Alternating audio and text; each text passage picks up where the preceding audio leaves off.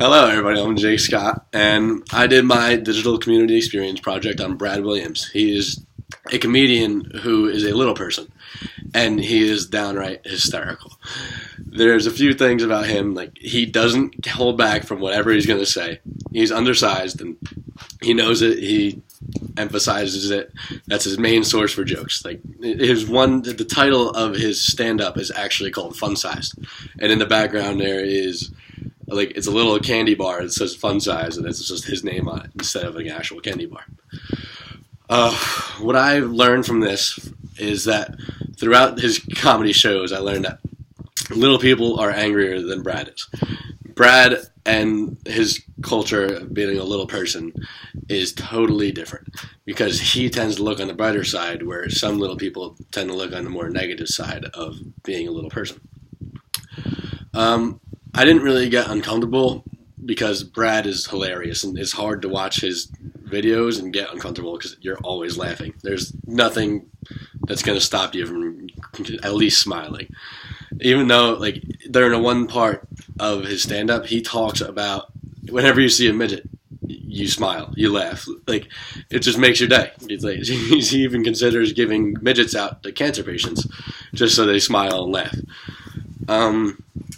I would say that what opened my eyes to a new part of the culture of being a little person is that he got asked one time, it's probably seeing how much stuff little people go through. Because Brad got asked one time, how he comes up with his jokes, and his script for his stand-ups, and he says it's easy. To come up with his jokes, it's hard. I mean, it's really hard, he says, but it's not. And he says, step 1, be a dwarf. Step 2, wait. And that literally just the entire audience laughs. It's just hysterical. To share what I learned through this experience with other people that have no information of this field, I guess, or culture of being a little person, I would have to talk to them face to face about how funny Brad is, and I'd go tell them to watch a video of him performing or go watch his stand-ups. There's, I believe, 4 or 5 parts to his stand-ups, and then there's a few extra other videos of him just, he even goes to a children's hospital to make them laugh and cheer them up. And another way is I could go tell them to watch this video, and hopefully they learn from that. References to the readings that we've done in class, I could relate Brad and me to The Border Crossed Us, because in that one they talk about a border not just being something that separates land, but separates 2 different cultures from seeing each other or seeing the same side.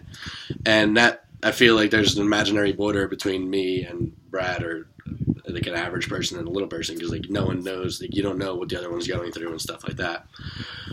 I could also relate this to the Power Matters reading that we did in class, because Brad does not take any shit from anyone, and he's going to do whatever he wants, and I can relate that to that reading because the woman coworker that takes over for Betty and supposed to make the coffee for the boss, she flat out tells him that she didn't make it.